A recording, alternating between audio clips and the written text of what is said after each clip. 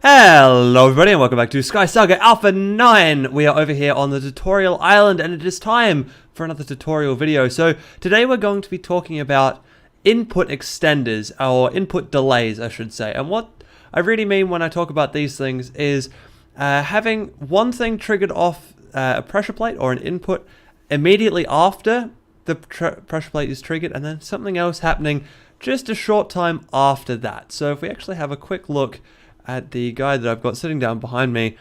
So right now this pressure plate triggers this little circuit which just kind of flashes that door opened and closed, something that you might use in like a jump puzzle or some kind of race or parkour puzzle or something along those lines.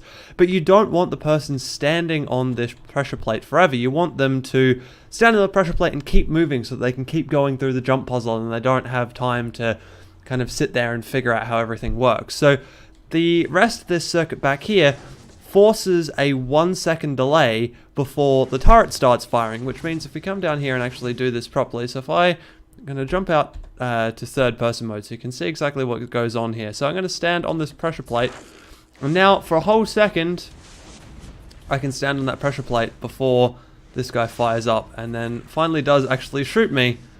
Obviously this delay is not huge, which means that I got shot off very quickly, but of course we can add a delay a little bit longer there. So there you go. The time starts up quite quickly and then it all gets firing after that. So basically we're going to go through and make one of these. Now once again, the reason that I'm building this, or at least the main reason that I can see for using this, is something along these lines, which is a move on device. It basically shoots a person off a pressure plate and gets them to move on. Now the only thing I will say about attempting to shoot somebody off a pressure plate is if you stand on the pressure plate but you're behind the hitbox, just like I am right now, you can see that the dart actually hits the edge of the pressure plate hitbox and doesn't shoot the player off. The same way actually that if we grab our other dart turret out, and I need this dart turret in just a second, but if we place our other dart turret on top here, for some reason that didn't place. Go on, place on top. Yeah, just like that. So if we place this other dart turret on top and hook it up to the same circuit, when I stand on here, you'll see that the dart actually goes directly through my hat. And if I take my hat off, you could see that it just skims across the top of my head, which means it's actually missing my hitbox, which means that these guys would either need to, if you want to use a dart turret up a second level, you need to push it back, and I think it's about 10 blocks you need to push it back so that the dart drops enough to hit a player directly in the head. So anyway, I'm going to break out of third person mode. We're going to actually have a look at what you need to build this guy. So everything you need is currently in my inventory, and if we have a look in here, you're going to need a pressure plate, which is going to be your input device. You're going to need double the delay that you actually want. So I'm going to build this next one as a 2 second delay before the output gets triggered. So I've got 4 1 second delays here. Then we need 2 NOT gates and an AND gate, and then you need some form of output. You can use a dart turret, you can use a door, you could use a music block, an alarm, whatever you like, as long as it's some form of output, and of course a Lumo wand to hook everything together. So let's go through and actually build this guy out. So to start with, we're going to need to place down our pressure plate. Then we're going to want to build 2 lines of Lumostone here. So the first line, we're going to put a NOT gate at the start and the end of it, and then hook all of the delays you want into the middle here. So you can run as many delays as you like in here, so you can make this circuit as long as you possibly want it. For now, like I said, I'm doing a 2 second version of this circuit, so we're just going to pass all of these things together, just like that. So now we've got a 2 second line hooked up here. The final thing we want is another line that goes over this way with the same amount of delay in it, and we'll talk about exactly why we do this in just half a second.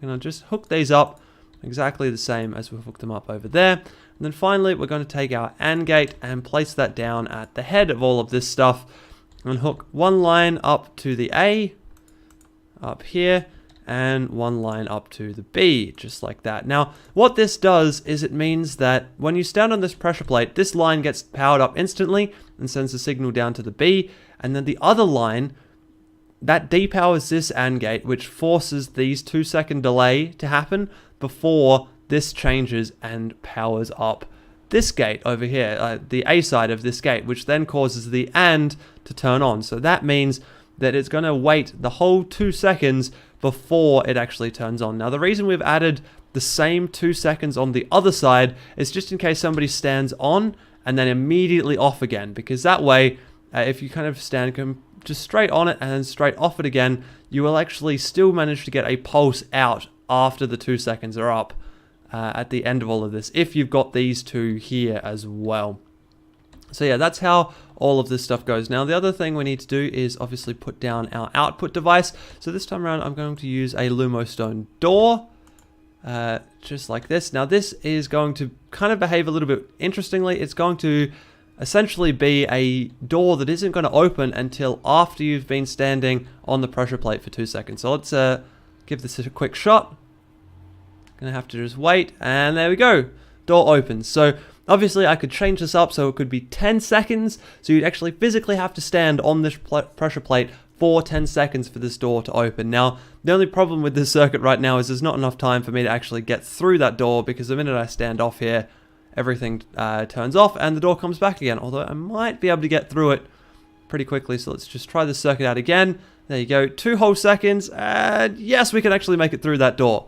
Beautiful. So yeah, there you go. This is the input delay that you can use to force somebody to keep standing on a pressure plate for any given length of time you like. You can keep changing these guys around, add any sort of delay that you like in the middle here, and that will force them to stand on this pressure plate until these delays have run through, and then it's going to activate your output device. Now, once again, as we've shown over here, it can also be used as a way of stopping people from standing on a pressure plate just constantly by having a dart turret that gets shot at them after a certain amount of delay and after a certain amount of them standing on that pressure plate. So there you go. That has been a quick little Lumostone tutorial. I hope you guys have liked that one, and I will see you in the next video.